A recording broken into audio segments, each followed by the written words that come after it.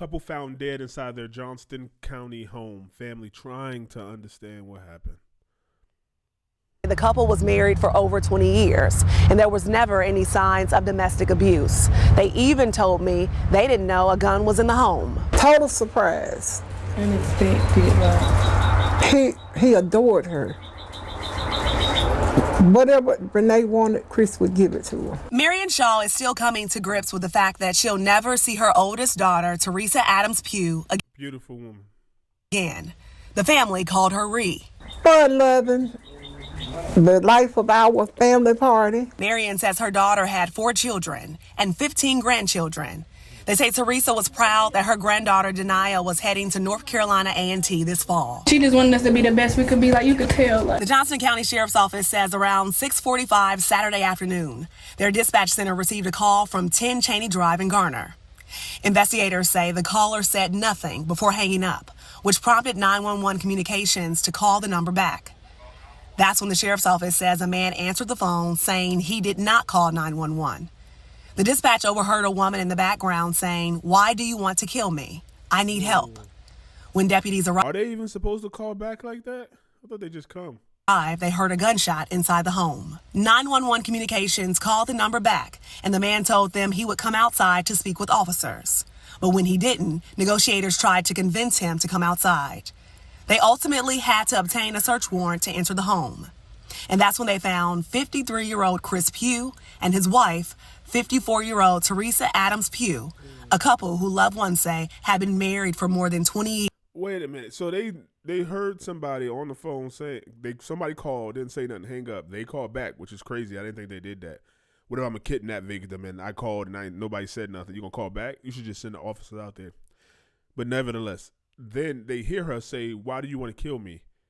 They hear shots, and then they still needed, and then he wouldn't come out the house, and they still needed a warrant. That should have been instant. Come on.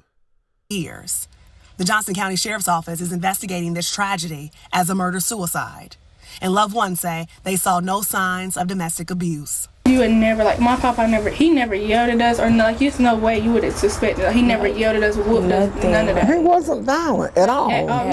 You can't even say you seen him mad because I could count on my hand how many times. They feel like, I don't know, if he was a good dad and she was a good mom, these kids are talking like, how? Like, who do you be mad at? Like, it's kind of like you just sad. Like, you don't know what's going on. Like, what happened? Did she find something in his phone? Is he gay and then don't want nobody to know it and she about to expose him? Like, did he go crazy? Was he psychotic or bipolar? Like they didn't fuss in front of us. Like, none of that. Neighbors who didn't want to be identified say during the standoff, officers were asking residents to either evacuate or not come home. I pulled up my Ring doorbell and an officer was approaching, just telling me, please do not come home. He wouldn't tell me what was going on, but just said, just don't come home and I will let you know when it is safe to come home. And like loved yeah, them think I think something was wrong with my house or something. Like, that's scary as hell.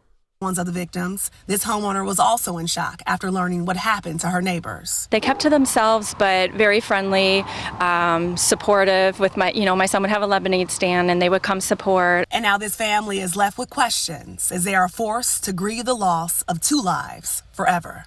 Chris was a good man. I'm not going to say, but he just... She can't, for the sake of the children and the grandkids, maybe she don't want to put him on blast, then she severed that connection with him. She like, I don't know what happened. Like, did the wrong thing. And the family of Teresa Adams Pugh plans to lay her to rest this Saturday. They're making funeral arrangements right now.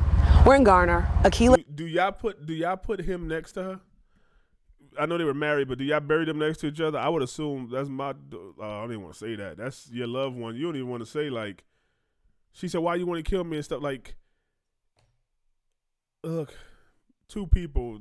She's in the prime of her life. I think I seen something that said she was like 55. And they were on TikTok, and she made a bunch of videos about them and relationship advice and how long they've been together. I don't know, man. Some shit just happens crazy. You with somebody for 20-something years, and you trust them with every inch of your body, your love, your trust, your financial situation, and they could just turn on you like that. And I don't know why. They got on tape. Why do you want to kill me? I don't know why. So she called 911, and then maybe that triggered him or sparked him to do something even more, especially when they called back. I ain't called 911. He answered the phone. That might have messed everything up right there. Let me know what y'all think.